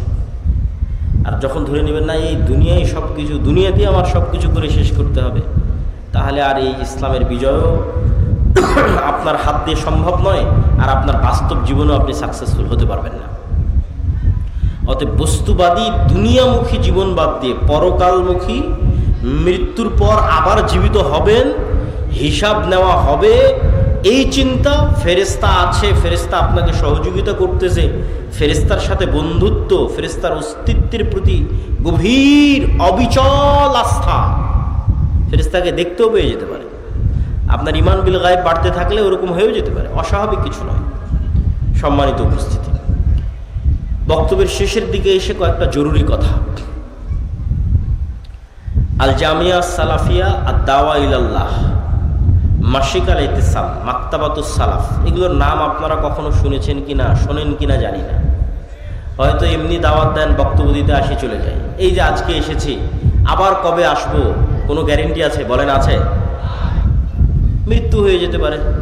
আর এই সারা বাংলাদেশের কত গ্রাম, কত জেলা, কোন জায়গায় আবারও যাওয়া হবে আর কোন জায়গায় আবারও যাওয়া হবে না, কোনো গ্যারেন্টি নেই। কিন্তু প্রতি মাসে আমরা যে মাসিক আল ইতিসামে লিখতেছি, আমি নিজে তিনটে প্রবন্ধ লিখি। একটা হচ্ছে সম্পাদকীয়টা লিখি, যেমন প্রথমে আজকের এটাতে আছে হামাস ইসরায়েলের যুদ্ধবিরতি, গাজার ভবিষ্যৎ কি, এটা এই মাসের সম্পাদকীয় আমার লেখা। এবং 2টা প্রবন্ধ লিখি, তাহলে মোট 3টে লিখি প্রতি মাসে। তাহলে আমি এখানে আর আসতে পারি আর না পারি, এখানকার কোনো মানুষ যদি নিয়মিত মাসিক আল ইতিসাম নেয়, তাহলে ওর কাছে আমার নিয়মিত কথা যাচ্ছে না? যাচ্ছে না? নিয়মিত আমার কথা যাচ্ছে। আর যদি মনে করেন আজকেই বক্তব্য দিয়ে শেষ, আর 5 বছরে আমিও আসলাম না, আপনার সাথে আমার আর দেখাও হলো না, আপনাকে আর দাওয়াতও দিতে পারলাম না। তো এই জন্য আমাদের লেখনীকে, আমাদের অন্য আর যে কার্যক্রমগুলো আছে, যেমন দাওয়া ইলাল্লাহর কাজ কি, মক্তব, এত বলি সুমন ভাইকে, মনিরকে, যে এইভাবে নয়, দাওয়াতি কাজের মাধ্যমে প্রোগ্রাম করতে হবে, কিন্তু বুঝাতে পারি না।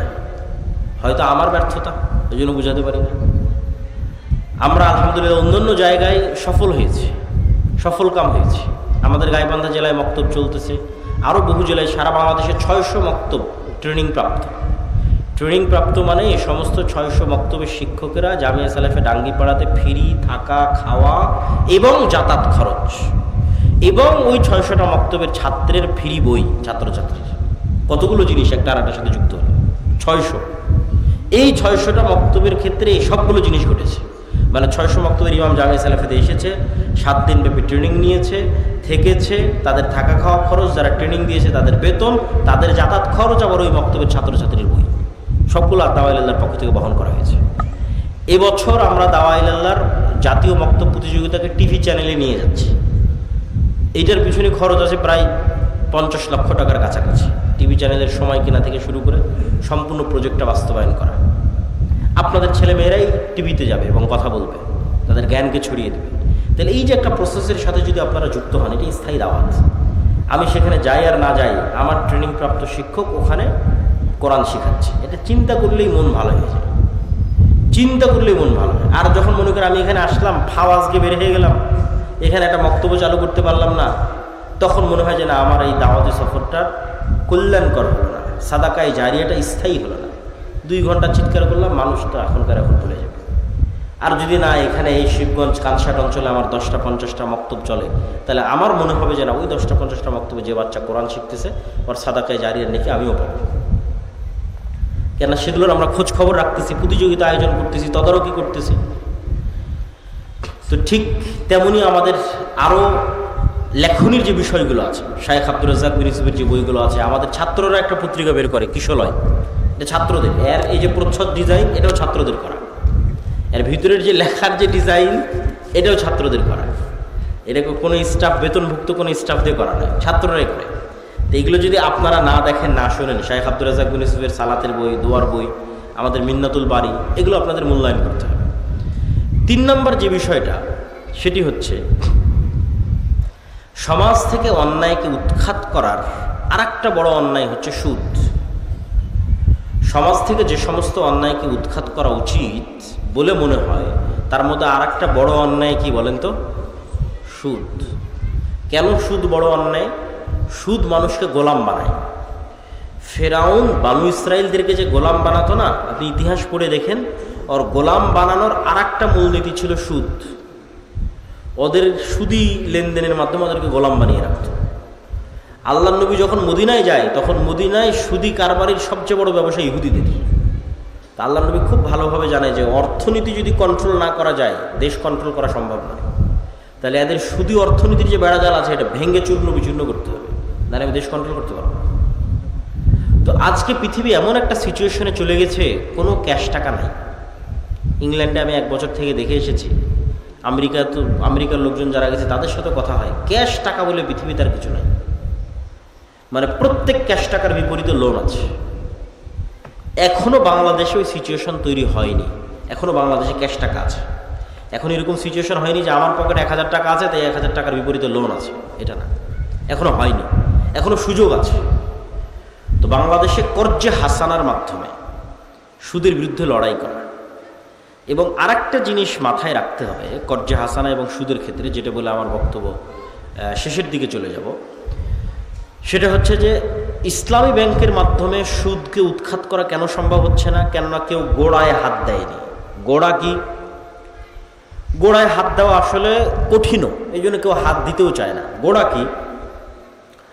গোড়া হচ্ছে আধুনিক কনভেনশনাল যে ব্যাংকিং সিস্টেম আছে, তারা আপনাকে লোন নেওয়ার জন্য উৎসাহিত করতেছে। যেমন বিকাশের বিজ্ঞপ্তি চলতেছে যে কোনো প্রকার ডকুমেন্টস ছাড়াই শুধু বিকাশ অ্যাকাউন্টের বিপরীতে 50,000 টাকা লোন পাওয়া যাবে। তো ক্রেডিট কার্ড মানুষ ইউজ করুক, এটার জন্য মানুষকে উৎসাহিত করা হচ্ছে, মানুষ লোন নিক এটার জন্য উৎসাহিত করা হচ্ছে। তাহলে যেখানে লোন নেওয়াকেই উৎসাহিত করা হবে, সেখানে আপনি ওই প্রতিযোগিতার সাথে ইসলামী ব্যাংক প্রতিষ্ঠা করতে পারবেন না। কেননা ইসলামী অর্থনীতির মূল ভিত্তি হচ্ছে লোন বিমুখতা। কেমন লোন বিমুখতা? সুদি লোন নয়, কর্জে হাসানাই নিব। বুঝেন না? বুঝাতে পারলে আমার ব্যর্থতা। সুদি লোন নয়, কর্জে হাসানাই নিব। তো কর্জে হাসানাই যদি আমি নেই, সেটা ফ্রিজ কেনার জন্য নিব, এসি কেনার জন্য নিব, মোটর সাইকেল কেনার জন্য নিব, মোবাইল কেনার জন্য নিব, গায়ের একটা ভালো জামা কেনার জন্য নিব, আজকে হোটেলে ভালো খাবো এটার জন্য নিব, বাড়িতে ছাদ দেবো এটার জন্য নিব। এর প্রমাণে দলিল দেওয়া কঠিন আছে। সুদি ঋণের কথা আমি বলিনি, কর্জে হাসানা নিব, কর্জে হাসানাই নিব, কিন্তু এসি, ফ্রিজ, মোটর সাইকেল, বাড়ির ছাদ, মানে এমন কাজ যা না করলে আমি মরে যাবো এরকম নয়। এইরকম কাজের জন্য কর্জে হাসানা নেওয়া যাবে, আর দলিল দেওয়া কঠিন আছে।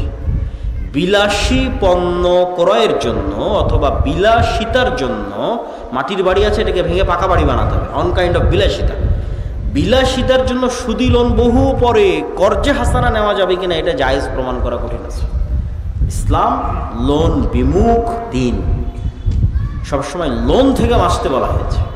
কখন লোন নিবা? যখন অ্যাক্সিডেন্ট করে অপারেশন করতে হবে, টাকা নাই, তখন। কখন লোন নিবা? বেটির বিয়ে দিতে পারতেছি না, ছেলে মেয়েকে পড়াশোনা করাতে পারতেছি না, তখন কর্জে হাসানা জায়েজ আছে। তাহলে কর্জে হাসানা দিয়ে আপনি মোটর সাইকেল কিনবেন, এসি কিনবেন, ফ্রিজ কিনবেন, সেটাই প্রমাণ করা কঠিন। শুধু লোন দিয়ে তো বহু দূরের কথা। তাহলে মূলনীতিতেই ভুল। তাহলে কনভেনশনাল ব্যাংক আপনাকে বলছে আসো আমার কাছে লোন নিয়ে তুমি গাড়ি নাও, তাহলে ইসলামী ব্যাংক যদি বলে যে না আমিও ওই একই সার্ভিস দিব, পারবে না। ওইটা তখন ইসলামী ব্যাংক হবে না। ইসলামী ব্যাংক মানেই হচ্ছে না তুমি বিলাসী পণ্যে লোন নিতে পারবে না। ইসলামী অর্থনীতি মানেই তুমি বিলাসী পণ্যে লোন নিতে পারবে, কর্জে হাসানো নিতে পারবে না। তুমি কর্জে হাসানো নিতে পারো বিপদে পড়ে, অথবা ব্যবসার জন্য, হয় ইনভেস্টমেন্ট আর না হয় বিপদে পড়ে কর্জে হাসানো। আর যে অবস্থায় আছো অল্পে তুষ্ট থাকো, ধৈর্য ধারণ করো। ব্যবসায় ইনভেস্ট করার জন্য কর্জে হাসানা নিতে হবে, এসি নিবে এই জন্য কর্জে হাসানা না। অল্পে তুষ্ট থাকো, ফ্যান চলতে ধৈর্য, ফ্যান নাই হাত পাখা দিয়ে বাতাস করে এর উপর তুষ্ট থাকো। নিজের ইনকাম দিয়ে, লোন ছাড়া নিজের ইনকাম দিয়ে যেদিন সামর্থ্য হবে তোমার এসি কেনার, সেদিন কিনবা। তোমার কেনার ফ্যান হবে সেদিন কিনবা। এটা হলো ইসলামের মূলনীতি। তো যাক, আমাদের কর্জে হাসানা একটা কার্যক্রম আমরা শুরু করেছি। এইটাতে যেমন আমরা কর্জে হাসানা দিচ্ছি এবং আমরা ওই সিস্টেমে দিচ্ছি, হয় বিপদগ্রস্ত না হয় ব্যবসায় ইনভেস্ট, এই দুইটা ক্যাটাগরি ছাড়া কর্জে হাসানা নাই।